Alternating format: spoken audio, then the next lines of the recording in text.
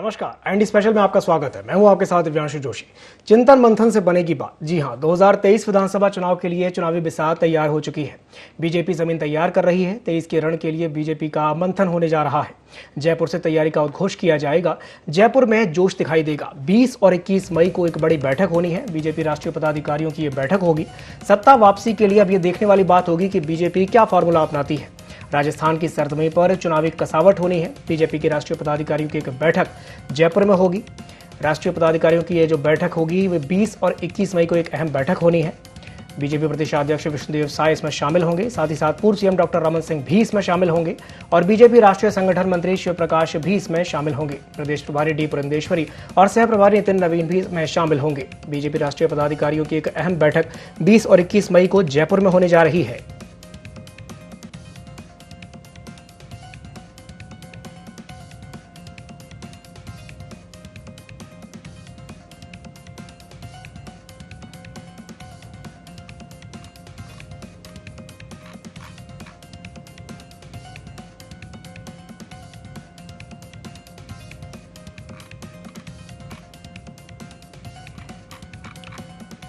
तो चिंतन मंथन से बात बनेगी। 2023 के विधानसभा चुनाव का जो रण है वो तैयार हो चुका है। 23 के रण के लिए बीजेपी अब मंथन करने जा रही है, जिसकी शुरुआत जयपुर से होगी।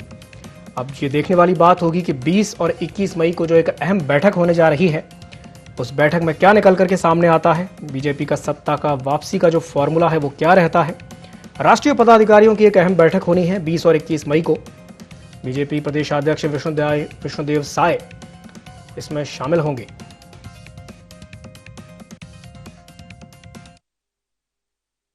राष्ट्रीय पदाधिकारी बैठक में विशेष रूप से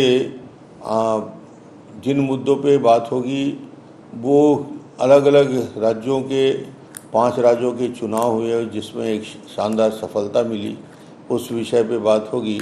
और उसके साथ ही साथ मोदी जी के सरकार के 8 साल पूरे होने पर 30 तारीख को ये 8 साल पूरे हो रहे हैं, तो पूरे राष्ट्रव्यापी सरकार की उपलब्धि को जन जन तक पहुंचाने का एक अभियान होगा। उसके लिए कार्य योजना पर चर्चा और बातचीत होगी।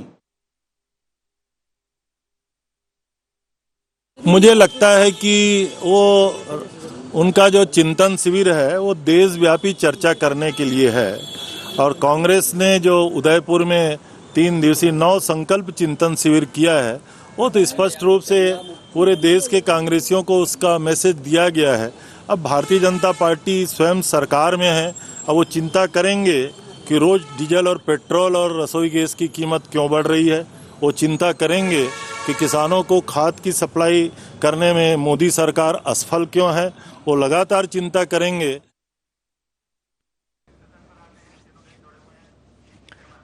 तो 20 और 21 मई को एक अहम बैठक होनी है। बीजेपी के राष्ट्रीय पदाधिकारियों की एक अहम बैठक होनी है। इसी विषय पर आज हम चर्चा करेंगे और इस पर चर्चा करने के लिए हमारे साथ 3 खास मेहमान हमारे साथ जुड़े हुए हैं। हमारे साथ कांग्रेस का पक्ष रखने के लिए धनंजय सिंह ठाकुर जुड़े हुए हैं। साथ ही साथ बीजेपी नेता संजय श्रीवास्तव भी हमारे साथ जुड़े हुए हैं और उचित शर्मा जो कि वरिष्ठ पत्रकार हैं वो भी हमारे साथ जुड़े हुए हैं। आप तीनों मेहमानों का बहुत बहुत स्वागत है IND24 में। सबसे पहले मैं शुरुआत करना चाहूंगा धनंजय सिंह ठाकुर जी से, जो कि कांग्रेस प्रवक्ता है। धनंजय जी, 20 और 21 तारीख को बीजेपी जयपुर में एक अहम बैठक करने जा रही है। आप इसे कैसे देखते हैं और उस पर क्या कहेंगे? धनंजय जी, क्या आप मुझे सुन पा रहे हैं? लगता है धनंजय जी से हमारा संपर्क नहीं हो पा रहा है। संजय श्रीवास्तव जी हमारे साथ जुड़े हुए हैं, जो कि बीजेपी नेता हैं। संजय जी, आपसे जानना चाहूंगा कि 20 और 21 तारीख को जो एक अहम बैठक होने जा रही है, इस बार सत्ता वापसी का क्या फॉर्मूला रहेगा बीजेपी का? देखिए, ऐसा है कि भारतीय जनता पार्टी एक ऐसी सांगठनिक पार्टी है जिसमें हर 3 महीने 4 महीनों के अंदर में हमारी वर्किंग कमेटी की बैठक होती है, चाहे वो राष्ट्रीय हो, चाहे प्रदेश हो, चाहे जिले हो, चाहे मंडल स्तर पर। और उन 3 महीनों की मीटिंग्स में पुराने 3 महीनों की समीक्षा की, हमने क्या कार्य योजना बनाई थी, उन कार्यों पर क्या इम्प्लीमेंटेशन हुआ और आने वाले समय में क्या कार्य योजना बनानी है, मुख्य रूप से इस विषय पर चर्चा होती है। लेकिन अभी जो राष्ट्रीय कार्य समिति है, जो राष्ट्रीय कार्य समिति में कार्य तय होंगे, योजना बनेगी, वो प्रदेश में जाएगी, प्रदेश से जिले और मंडल स्तर तक, बूथ स्तर तक जाती है, नीचे तक जाती है। इस प्रकार की कार्य समिति होती है। लेकिन विशेष रूप से अभी जैसा कि बताया गया कि अभी माननीय मोदी जी के द्वितीय कार्यकाल के 3 वर्ष पूर्ण हो रहे हैं, कुल मिलाकर 8 वर्ष पूर्ण हो रहे हैं। पूरे देश के अंदर में इन 8 वर्षों के अंदर में जो हमने काम किया है, आम जनता के लिए काम किया है, उनको लेकर भी एक कार्य योजना बनेगी। अभी हमने पिछले 4 चुनाव जो जीते हैं, उन 4 चुनावों पर भी चर्चा होगी, कैसी रणनीति, क्या कमी रह गई, क्या हमने बेहतर पाया है। आने वाले समय में कुछ चुनौतियां हैं, गुजरात के चुनाव, उस पर भी चर्चाएं प्रारंभ होगी, छत्तीसगढ़ में चुनाव, उस पर भी प्रारंभ होगी। और कुल मिलाकर जनता के लिए हम और क्या बेहतर तरीके से काम कर सकते हैं, संगठन की मजबूती के लिए हम क्या काम कर सकते हैं, सतत रूप से ये हमारी बैठकें चलती है, उस पर लगातार चर्चाएं होती है। जैसे उदाहरण के लिए हमने दिखाए, ये प्रदेश की बैठक नहीं है, प्रदेश विशेष फोकस करके नहीं, लेकिन हाँ, आने वाले वर्षों में 5-7 राज्यों के अंदर में जो चुनाव है, उसमें थोड़ा बहुत फीडबैक लेकर आगे की कार्य योजना के उन चुनावी राज्यों के अंदर में हम क्या काम करें। और राष्ट्रीय और अंतर्राष्ट्रीय स्तर पर कुछ समस्याएं आती हैं, देश के अंदर में कुछ विषय है, उस पर आम चर्चा होकर एक आम सहमति के साथ में अलग अलग राज्यों के जो फीडबैक होते हैं, वो तमाम प्रकार की विस्तृत चर्चा होती है और उस आधार पर आने वाले समय के अंदर में कार्य योजनाएं बनती। तो मुझे लगता है किसी भी एक संगठन की मजबूती के लिए, किसी भी एक सरकार की मजबूती के लिए हमारी सरकारें, उस पर भी समीक्षा होती है, क्या चल रहा है, कैसा चल रहा है, क्या हमको और बेहतर करना चाहिए आम जनता के लिए। तो एक बड़ी कार्य योजना और बड़ा विषय रहता है, इस पर राष्ट्रीय कार्य समिति होती है और हमारे भी जो राष्ट्रीय नेता है, प्रदेश के जो अध्यक्ष है, वो सब उस बैठक में भी गए हुए हैं। जी बिल्कुल संजय जी, हमारे साथ उचित शर्मा जी भी जुड़े हुए हैं जो कि वरिष्ठ पत्रकार हैं। उचित जी, मैं आपसे जानना चाहूंगा कि 20 और 21 तारीख को जो एक अहम बैठक जयपुर में होने जा रही है, छत्तीसगढ़ के दृष्टिकोण से अगर देखें तो ये बैठक कितनी महत्वपूर्ण है? देखिए, ये तो चर्चा का विषय होगा ही डेफिनेटली, क्योंकि 2023 में मध्य प्रदेश, राजस्थान और छत्तीसगढ़ में चुनाव होने हैं, तो उसमें निश्चित तौर पे मंथन होगा ही। और जहां तक मुझे लगता है कि जो केंद्रीय नेतृत्व इनका जो सोचता है, वो राजस्थान में इनको कोई बहुत समस्या नहीं होने वाली, मध्य प्रदेश में इनको कोई बहुत समस्या नहीं होने वाली, कोई परेशानी नहीं होने वाली, मगर छत्तीसगढ़ के बारे में इनका विशेष मंथन वहाँ होगा, क्योंकि छत्तीसगढ़ की अपनी अलग राजनीतिक स्थिति है, परिस्थिति है। यहाँ आंतरिक कई मतभेद है, गुटबाजी चरम पर है। प्रभारी मंत्री जिस तरीके से डी पुगेश्वरी ने कहा भी था कि तत्काल इन पे कार्रवाई हो, तत्काल फेरबदल हो, उन्होंने नड्डा जी का, अपने राष्ट्रीय अध्यक्ष को भी अपने जो भी अनुभव है उसको बताया था, BL संतोष जी को भी बताया था, अवगत कराया था कि तत्काल फेरबदल के संकेत दिए थे। तो कुल मिला के छत्तीसगढ़ को कोई नए फेरबदल के उम्मीद छत्तीसगढ़ के बारे में की जा सकती है। इनके इस मंथन का जो आयोजन है, जो चिंतन का चल रही है, उसमें छत्तीसगढ़ को कोई बड़े निर्णय छत्तीसगढ़ के लिए आ सकते हैं, ये बात सत्य है। जी जी बिल्कुल। धनंजय जी भी हमारे साथ जुड़े हुए हैं। धनंजय जी, मैं आपसे जानना चाहूंगा कि अभी कुछ ही दिनों पहले कांग्रेस ने भी बिल्कुल इसी तरह का एक मंथन शिविर किया था उदयपुर में, और अब बीजेपी करने जा रही है जयपुर में, तो आप इसे किस तरीके से देखते हैं? लगता है धनंजय जी से हमारा संपर्क नहीं हो पा रहा है। संजय जी हमारे साथ जुड़े हुए हैं, वापस एक बार संजय जी का रुख करना चाहूंगा। संजय जी, आपसे जानना चाहूंगा कि अभी कुछ ही दिनों पहले कांग्रेस ने भी उदयपुर में एक मंथन शिविर किया था और अब आप भी करने जा रहे हैं जयपुर में, तो अभी कांग्रेस में ये बात सामने आई थी कि युवाओं पर फोकस ज्यादा रहेगा, तो बीजेपी में हम क्या उम्मीद कर सकते हैं कि क्या ऐसा ही कुछ बीजेपी में भी देखने को मिलेगा? देखिए, भारतीय राजनीति में सबसे मुख्य पहलू युवा ही होता है और हर एक पार्टी युवाओं पर फोकस करके उनको कार्य योजना में सम्मिलित करती है और ये कहा भी जाता है कि युवा जिस ओर जाता है उस ओर परिणाम बदलते हैं। इसलिए युवाओं के हर एक बैठक में, हर एक कार्य योजना में युवाओं की महत्वपूर्ण भागीदारी भारतीय जनता पार्टी को होती है। मुझे लगता है कि बेसिक अंतर ये है, उनका संकल्प शिविर, वो तो गाहे बगाहे इस तरह की मीटिंग करते हैं, उनके यहाँ कोई नियमित रूप से कोई बैठकें नहीं होती। मैंने कहा 6 अप्रैल 1980 से बनी हुई पार्टी में नियमित बैठक कार्य समितियां होती है, प्रदेश की होती है, राष्ट्रीय की होती है, जिले की होती है, तो हमारी एक व्यवस्था है। उस व्यवस्था के अनुरूप हमेशा ही उसकी समीक्षा भी होती है और कार्य योजना भी बनती है, कोई कमियां रहती है उसको दूर किया जाता है। नव संकल्प शिविर का चिंतन का जो विषय था, 2 प्रमुख बिंदु सामने आए। एक ये था, जो चिंतन शिविर में ये नहीं था कि देश की स्थिति के लिए, कांग्रेस के लिए क्या किया जाए, उसमें मुख्य रूप से चिंतन ही हुआ कि किसी भी तरीके से इन प्रकरण फिर से एक बार राष्ट्रीय अध्यक्ष राहुल गांधी को बनाया जाए, ये परिणाम सामने आया। और इस चिंतन का दूसरा सार ये आया कि हार्दिक पटेल वो पार्टी छोड़कर बाहर चले गए। कुल मिलाकर ये उपलब्धि उदयपुर नवसंकल्प शिविर की यही रही है कांग्रेस के लिए। आप समझ सकते हैं कि वहां पर क्या हुआ होगा और उसके परिणाम क्या यहाँ पर आए हैं। तो मुझे लगता है कि कांग्रेस इन प्रखंड चुनाव जीतना चाहती है, उनको सामाजिक सरोकार से कहीं कोई विषय नहीं है, जनता के लिए कोई वो नहीं है, चुनाव किसी भी तरीके से जीते, सरकार में रहे। लेकिन भारतीय जनता पार्टी एक कार्य योजना बनाकर, हमारी सरकार है उसकी भी समीक्षा होगी तो सरकार बेहतर कर रही है कि नहीं। तो मुझे लगता है एक बेसिक अंतर राजनीति में भारतीय जनता पार्टी और कांग्रेस में यही मूल अंतर है। जी। संजय जी, हमारे साथ धनंजय जी भी जुड़े हुए हैं। धनंजय जी, आपसे प्रतिक्रिया लेना चाहूंगा। संजय जी की बात आपने सुनी, उनका कहना यह है कि ये इन प्रकारण बस कांग्रेस चुनाव जीतना चाहती है और राहुल जी को राष्ट्रीय अध्यक्ष बनाने की बात सामने आई है, तो इस पर आप क्या कहेंगे? नरेंद्र मोदी की सरकार ने देश के जो खस्ता हालत कर दी है, जी देश के जनता के साथ जो वादा खिलाफी भारतीय जनता पार्टी ने किया है, जिस प्रकार से महंगाई चरम सीमा पर है, पेट्रोल डीजल पर 37 रुपए एक्साइज ड्यूटी लगाकर जनता से जेब को डाका डाला जा रहा है, आटा के दाम 12 साल में सबसे ज्यादा कीमत पर है, बेरोजगारी के मामले में देश 45 साल पुराने हालात पर खड़े हैं, अर्थव्यवस्था गर्त पे चली गई है, 135 लाख करोड़ का कर्जा देश के ऊपर आ चुका है और 1,76,000 करोड़ रुपए रिजर्व बैंक फंड से अलग निकाल दिया गया, जिसको आजादी के बाद किसी सरकार ने छूने का काम नहीं किया था। ट्रेन को बेचा जा रहा है, प्लेन को बेचा जा रहा है, सरकारी कंपनियों को बेचा जा रहा है, रोजगार दिया नहीं जा रहा है। और तो कभी कभी जैसे ट्रेन भी बंद कर दिया गया पूरे देश में, अचानक 1,053 ट्रेनों को बंद कर दिया गया। इस विषय पर भारतीय जनता पार्टी को पता है देश की जनता में आक्रोश है और कहीं न कहीं कांग्रेस पार्टी और आदरणीय श्री राहुल गांधी जी जनता की आवाज को उठा रहे हैं। इसलिए भारतीय जनता पार्टी को मालूम है कि आने वाला समय जो है भारतीय जनता पार्टी के लिए बहुत कठिन दौर है और जनता इनकी वादे खिलाफी से वाकिफ है। इसलिए इस प्रकार से बयानबाजी करके जनता की जान बचाने की कोशिश करते हैं। पर भारतीय जनता पार्टी के लोग कुछ भी कर ले, कितने भी कांग्रेस के नेताओं पर आरोप लगा ले, झूठे आरोप लगा ले, मनगढ़ंत आरोप लगा ले, लेकिन जनता समझ चुकी है कि भाजपा और मोदी सरकार पूरी तरह से नाकाम हो चुकी है। देश चलाने का बस इनमें नहीं है। जी संजय जी, आपने धनंजय जी की बात सुनी, वो कह रहे हैं कि देश चलाने का आपके अंदर सेंस नहीं है, समझ नहीं है और आप तो सब बेचते ही चले जा रहे हैं और तमाम तरह के आरोप आपके ऊपर लगाए गए हैं। आपकी प्रतिक्रिया चाहूंगा, क्या कहेंगे इस पर? देखिए, ऐसा है कि देश चलाने का अनुभव यदि हमें नहीं होता तो जनता 2019 के अंदर में क्यों और ज्यादा सीटों के साथ हमको बहुमत देती। तो मुझे लगता है जब कांग्रेस इस तरह की मेजॉरिटी और इस तरह के जनादेश को समझती नहीं तो उनसे क्या चर्चा किया जाए। तो मुझे लगता है कि कांग्रेस इस स्तर तक इनकी मानसिक संक्रमण हो गया है कि वो इस विषय को भी नहीं समझ पाते हैं कि आखिर वास्तविक स्थिति क्या है।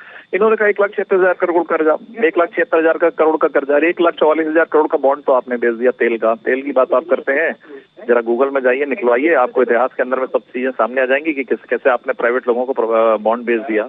केवल इसलिए कि चुनाव था, लोगों को पता न चले तो आपने 1,44,000 करोड़ का बॉन्ड बेच दिया। अब उसका कर्जा मोदी सरकार पटा रही है, मूल मोदी सरकार पटा रही है। तो मुझे लगता है इनको सरकार चलाने का अनुभव नहीं है। ये तो कश्मीर से कन्याकुमारी तक की यात्रा लगा दी है राहुल गांधी को। हार्दिक पटेल जो इनकी पार्टी में शामिल हुए थे जब ये बड़े वाहवाही कर रहे थे, एक व्यक्ति ये कहकर इनके पास में सोच नहीं है और ये केवल स्लाइस बटर की बात करते हैं मीटिंग के अंदर में, ये कहकर उन्होंने पार्टी को छोड़ा है। मुझे लगता है इससे बड़ा आईना और कोई नहीं दिखा सकता कांग्रेस को जो हार्दिक पटेल ने यहाँ पर दिखाया। तो कांग्रेस को आज देखिए, आज ये स्थिति है कि कांग्रेस पूरे देश में से साफ हो गई है। आखिर क्यों? अपने कृत्यों के कारण, कि जनता के इस दुख दर्द को नहीं समझना, केवल बातें करना। तो मुझे लगता है ये ठीक नहीं है। वंशवाद परिवारवाद पर आधारित चलने वाली पार्टी का बीजेपी से क्या कंपेयर है। आज मैं कह सकता हूं कि इनका अगला राष्ट्रीय अध्यक्ष गांधी परिवार से होगा, लेकिन मैं ये नहीं बता सकता भाजपा का कार्यकर्ता होने के नाते कि बीजेपी का अगला अध्यक्ष कौन होगा। ये मूल अंतर है। तो मुझे लगता है कांग्रेस को अब आंतरिक अपनी स्थिति को देखना चाहिए। आरोप प्रत्यारोप के दौर में दो स्टेट बचे हैं, कल 2 स्टेट भी यदि निकल जाएंगे तो ये 0 बटे सन्नाटा हो जाएंगे। तो ये स्थिति कांग्रेस के लिए ठीक नहीं। हम भी चाहते हैं कि कुछ विपक्ष में भी थोड़ा ताकत रहे। मुझे लगता है कांग्रेस को इस तरह के चिंतन शिविर में चिंता करना चाहिए, न कि स्लाइस बटर करके पार्टी शार्टी करके और उसके बाद 2-4 लोग बाहर चले जाएं पार्टी से। तो कुल मिलाकर ये स्थिति कांग्रेस की हमसे कंपेयर नहीं है।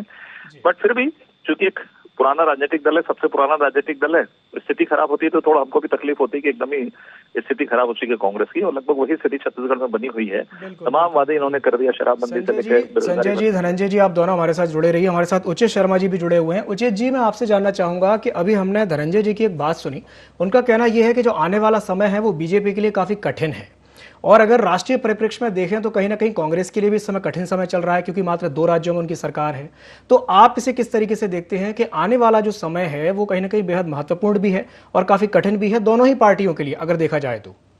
क्या कहेंगे? अच्छा, बिल्कुल सही कह रहे हैं आप। जिस प्रकार से इतना कठिन सत्ता में आना कांग्रेस के लिए, केंद्र में आना कांग्रेस के लिए कठिन है, उतना ही कठिन भारतीय जनता पार्टी का छत्तीसगढ़ में आना बहुत कठिन नजर आ रहा है। ये बात सत्य है कि दोनों की स्थिति वैसे ही संकुचित बनी हुई है, दोनों के, कांग्रेस की केंद्र में और भारतीय जनता पार्टी की राज्य में। तो आने वाले समय में भारतीय जनता पार्टी का कितना यहाँ पे ध्यान, फोकस और बंधन यहाँ पे हो सकता है वो देखने वाली बात होगी। लेकिन भारतीय जनता पार्टी निश्चित तौर पे एक उभर के आएगी, क्योंकि इससे ज्यादा कोई भी पार्टी नीचे जा नहीं सकती। जो स्टेज में कांग्रेस है उससे नीचे वो जाएगी नहीं। जो स्टेज में भारतीय जनता पार्टी छत्तीसगढ़ में है उससे नीचे जाएगी। अब यहाँ से जो भी कुछ होगा, डेवलपमेंट होगा, दोनों ही पार्टी के लिए अच्छा होगा। भारतीय जनता पार्टी के लिए विपक्ष अगर तो नहीं भी आती तो इससे सशक्त विपक्ष भारतीय जनता पार्टी देने में वो कामयाब रहेगी 2023 के चुनाव में।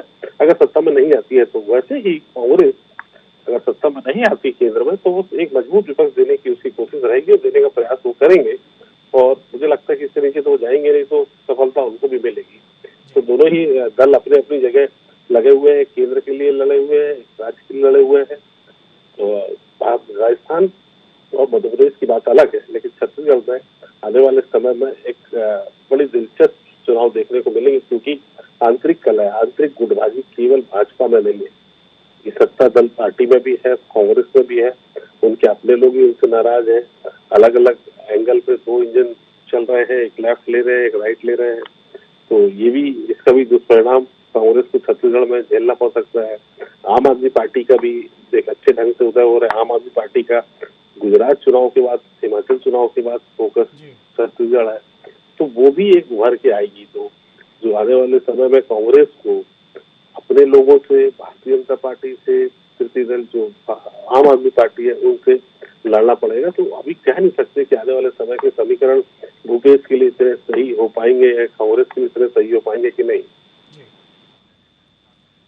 जी उजित जी, मैं आपसे एक सवाल और पूछना चाहूँगा कि जैसे अभी हमने जब कांग्रेस का जब मंथन शिविर हुआ था उदयपुर में, तो हमने देखा कि किस तरीके से जो फोकस है वो पूरी तरह से युवाओं पर रहा और ये भी कहा गया कि अब जो कांग्रेस पार्टी है वो युवाओं को ज़्यादा तरजीह देगी।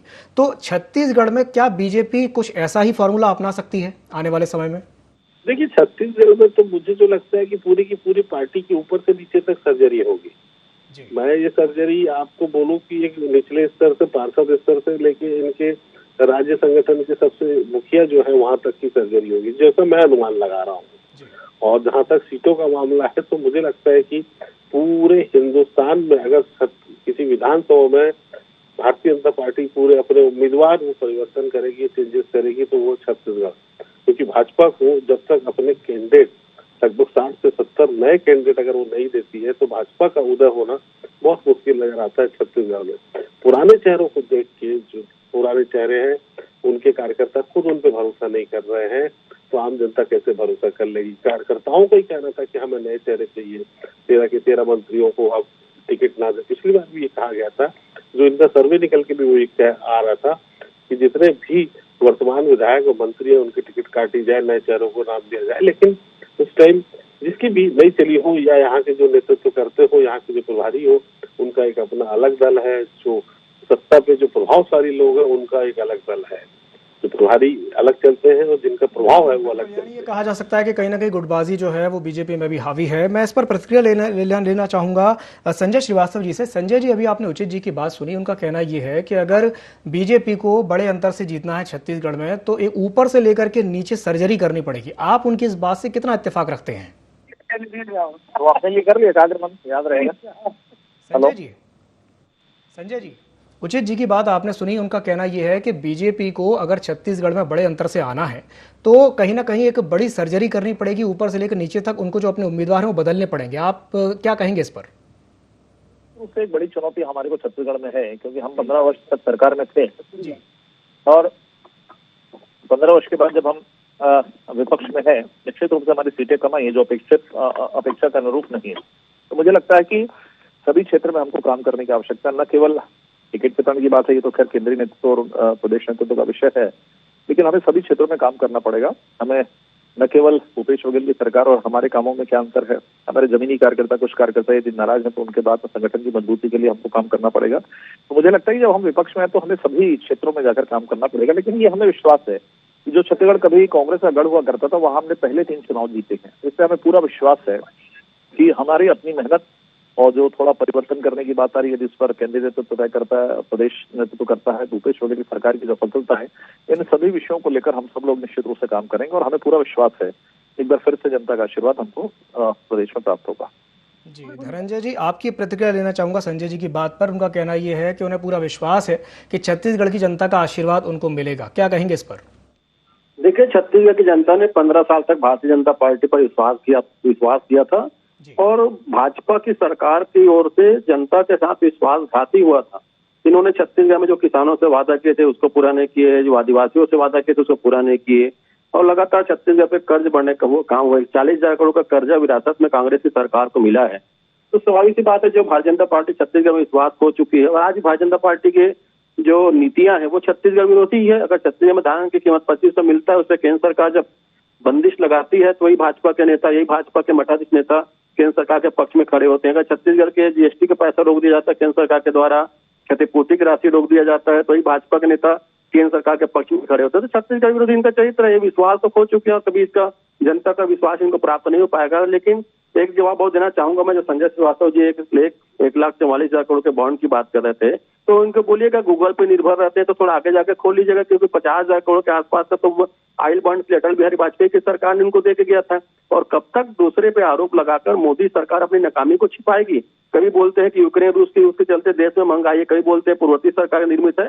तो छत्तीसगढ़ से देश की जनता जान चुकी है भाजपा के हालात को, और मैं जो सवाल उठाया उस पर एक भी जवाब भारतीय जनता पार्टी ने नहीं दिया। और निश्चित तौर पर जो भारतीय जनता पार्टी के हालात है और जो भारतीय जनता पार्टी सरकार ने देश के हालात उत्पन्न कर दिया है, अब पूरी तरीके से भारतीय जनता पार्टी सफाचट होने वाली है। हमको भी एक दौर था जब 400 से ऊपर सीट जनता ने दिया था इस देश की जनता ने, और उस दौरान हमारी सरकार में कोई अहंकार नहीं था। भाजपा को 303 सीट मिला, उसके बाद इनके अहंकार देखिए, जनता की बातों को अनसुना कर रहे हैं। तो कहीं ना कहीं सारी चीज जनता के बीच में है। कौन सरकार चला सकता है, कौन सरकार चलाने में नाकाम है। कांग्रेस शासनकाल में जो देश का उन्नति हुआ था, डेवलपमेंट हुआ था, यहाँ पे जो उद्योग लगे थे, उन सारी चीजों को तो बेचा जा रहा है मोदी सरकार के द्वारा। इन 8 साल में एक भी जगह अगर पूछ लूं मैं कि बीएसपी प्लांट की तरह कहीं प्लांट लगाया हो तो बता दीजिए मैं संजय श्रीवास्तव जी। या तो कहीं ना कहीं चीजें तो समझ में आती जनता को, और झूठ बोलकर, अफवाह फैलाकर, एक दूसरे को लड़ाकर ज्यादा दिन तक भारतीय जनता पार्टी राजनीति नहीं कर सकती है। युवाओं के हाथ में रोजगार चाहिए और रोजगार युवाओं को मिलना चाहिए, उनका अधिकार है। और निश्चित तौर पर जो हालात उत्पन्न हुए इसके लिए देश के सामने एक ही विकल्प है, कांग्रेस पार्टी। और कांग्रेस के चिंतन सीट पर इसी विषय में चिंता हुई कि देश के जो हालात खराब हुए हैं, अभी तो भारतीय जनता पार्टी जयपुर में कर रही है ना पदाधिकारियों को बैठक, उसमें चिंता करे कैसे मोदी सरकार ने वादा खिलाफी की 8 साल में देश की जनता के साथ में किस प्रकार से देश में हालात उत्पन्न कर दी है, चिंता करे। क्योंकि इनमें किसी नेताओं में क्षमता नहीं है कि उस पदाधिकारियों को बैठक में बात को कर सके।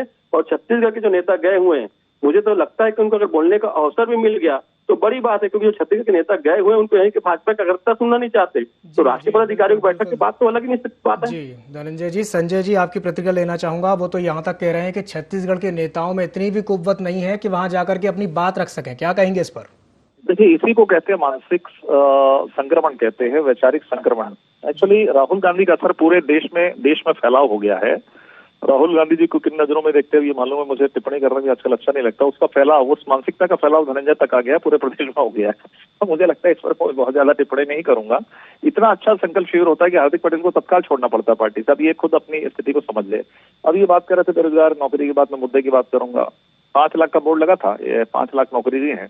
विधानसभा में बोलते 19,000 समथिंग नौकरी दी है जब हमने खुद पता किया। तो ये स्थिति है। इनका तो डीएनए में झूठ लिखा हुआ है, अहंकार लिखा हुआ है। देश की आजादी के बाद से केवल झूठ बोलने का काम भूपेश बघेल जी लगवाए थे रायपुर शहर में। 5 लाख नौकरी हमने दी है। जब विधानसभा पूछे तो बोलते 19,000 दी है।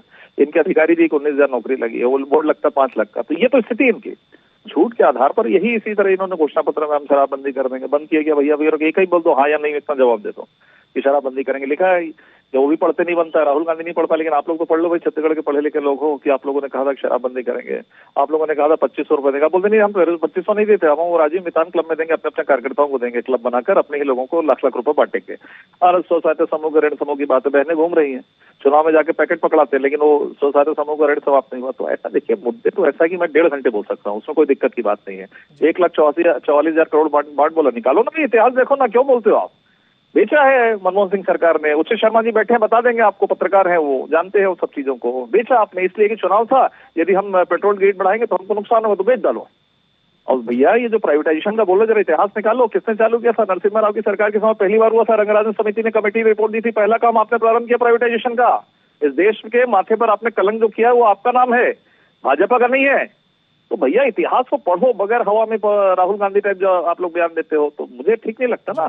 वो ठीक है, उनका कोई हो सकता है दिक्कत, लेकिन आप लोग तो जरा ठीक बात करो कि वास्तविकता क्या है।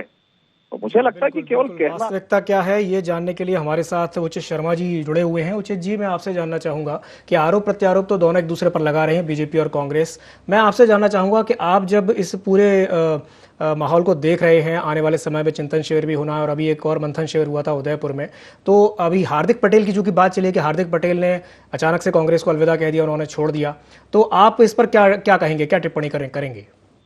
देखिए, अब ये इस बारे में तो कोई विशेष ज्ञान भी नहीं है और युवाओं को कितनी तवज्जो वाली बात है।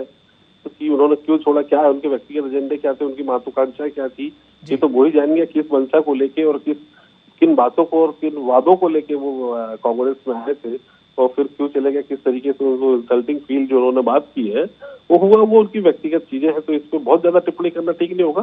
तो ये मैं नहीं समझता कि किसी भी पार्टी में, खासकर कांग्रेस में, देखिए कांग्रेस में जिम्मेदारी तो देते हैं लेकिन जवाबदेही जो लेनी चाहिए वो नहीं होती। राहुल गांधी को भी जिम्मेदारी है मगर उनकी जवाबदेही नहीं है। इस जिम्मेदारी और जवाबदेही के फर्क को समझना चाहिए कि दोनों में फर्क क्या है और दोनों की जवाबदेही किसकी तरफ है। तो कांग्रेस की कुछ अपनी कमजोरियां हैं, भारतीय जनता पार्टी की अपनी कमजोरियां हैं। दोनों आपस में नो डाउट की युवाओं को तवज्जो वाली बात है, दोनों बात तो जरूर करते हैं लेकिन जब टिकट देने का जब बात होती है, जब परसेंटेज की बात होती है तो दोनों पीछे व बैकफुट पर नजर आते हैं। ये बातें केवल चिंतन शिविर तक के लिए रहते हैं। ये जो इरादे वादे और चिंतन मंथन ये सब पुरानी बातें हो जाती है और जब चुनाव का वक्त आता है तो इनको वही पुराने चेहरे और वही जो पुराने मोहरे बुला लेते। सही कहा आपने, ये चिंतन और मंथन सब एक तरफ रखा रह जाता है। जब चुनाव आते हैं तो वही पुराने चेहरे और वही पुराने मोहरे याद आते हैं। उचित शर्मा जी बहुत बहुत धन्यवाद हमारे साथ जुड़ने के लिए। धनंजय सिंह ठाकुर जी आपका भी बहुत बहुत धन्यवाद और संजय श्रीवास्तव जी आपका भी बहुत बहुत धन्यवाद। आप तीनों मेहमानों का हमारे साथ जुड़ने के लिए बहुत बहुत धन्यवाद। और इसी बीच में हमारे साथ रायपुर से संवाददाता निधि प्रसाद जुड़ गई हैं, उनसे चर्चा करेंगे और जानेंगे कि आने वाले समय में जो ये चिंतन शिविर होने जा रहा है, मंथन शिविर होने जा रहा है, वहां क्या कुछ देखने को मिलेगा। निधि, मैं आपसे जानना चाहूंगा कि जयपुर में जो मंथन शिविर होने जा रहा है उसमें क्या कुछ देखने को मिल सकता है, बीजेपी किस फॉर्मूले पर काम करेगी और क्या कुछ वहां पर देखने को मिलेगा, बताइए। जी बिल्कुल दिव्यांशु, हमने हाल ही में देखा कि किस तरह से उदयपुर में कांग्रेस पार्टी ने चिंतन शिविर किया, उसमें से कई निर्णय, कई बातें सामने आई और इसके ठीक बाद अगर हम बात करें तो अब जयपुर में 20 और 21 मई यानी कि 2 दिवसीय शिविर, एक तरह से चिंतन शिविर इसे कहा जा सकता है क्योंकि कांग्रेस के ठीक बाद भाजपा ने भी अपना ये बैठक है। हालांकि इस बैठक को राष्ट्रीय पदाधिकारियों की बैठक का नाम दिया जा रहा है और छत्तीसगढ़ से भाजपा के राष्ट्रीय उपाध्यक्ष डॉक्टर रमन सिंह, इसके अलावा पवन साय और प्रदेश अध्यक्ष विष्णुदेव साय भी इस बैठक में शामिल होंगे। इसके अलावा अगर हम बात करें तो जिस तरह से 5 राज्यों में भारतीय जनता पार्टी ने अपनी जीत दर्ज की है उसकी समीक्षा इस राष्ट्रीय पदाधिकारी की बैठक में की जानी है।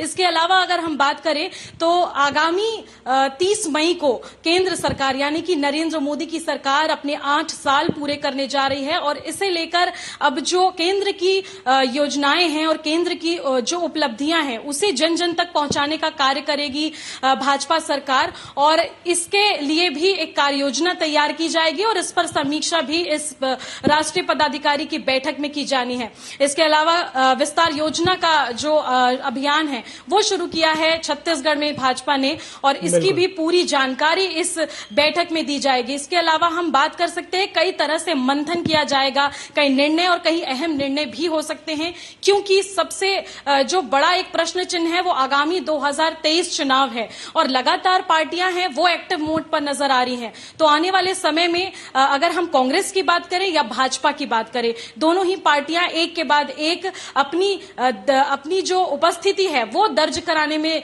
जुटी हुई है। बिल्कुल नदी, दोनों ही पार्टियां अपनी उपस्थिति दर्ज करा रही हैं और आगामी जो ये मंथन शिविर है बीजेपी का ये काफी महत्वपूर्ण है। तमाम जानकारी साझा करने के लिए बहुत बहुत धन्यवाद। तो आज जिस विषय पर हमने चर्चा की है, बीजेपी एक 20 और 21 तारीख को एक बेहद महत्वपूर्ण बैठक करने जा रही है। प्रदेश पदाधिकारियों की ये बैठक होगी और जयपुर में ये राष्ट्रीय पदाधिकारियों की बैठक होनी है 20 और 21 मई को और इस बैठक में ये तय होगा कि आने वाले समय में बीजेपी की क्या रूपरेखा रहेगी आने वाले चुनाव को लेकर के। तो आज के इस कार्यक्रम में फिलहाल के लिए इतना ही। मुझे दीजिए इजाजत और आप बने रहिए ID24 के साथ। नमस्कार।